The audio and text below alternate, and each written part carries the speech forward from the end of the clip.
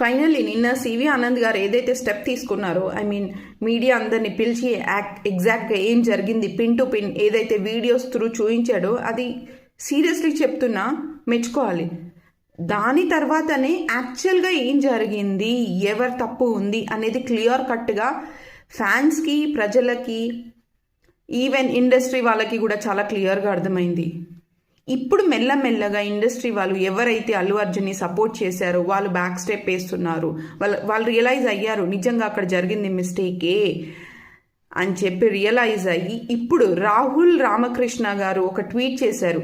ఏమని, నేను ప్రీవియస్లీ ఏదైతే ట్వీట్ చేశానో అది మిస్ఇన్ఫర్మేషన్ వల్ల అయ్యింది, సో నేను నా ట్వీట్ని బ్యాక్ తీసుకుంటున్నాను, ఏదైతే ఇన్సిడెంట్ జరిగిందో నిజంగా బాధాకరం అని చెప్పి ఇప్పుడు స్లోలీ అందరు బయటికి వచ్చి అందరూ అల్లు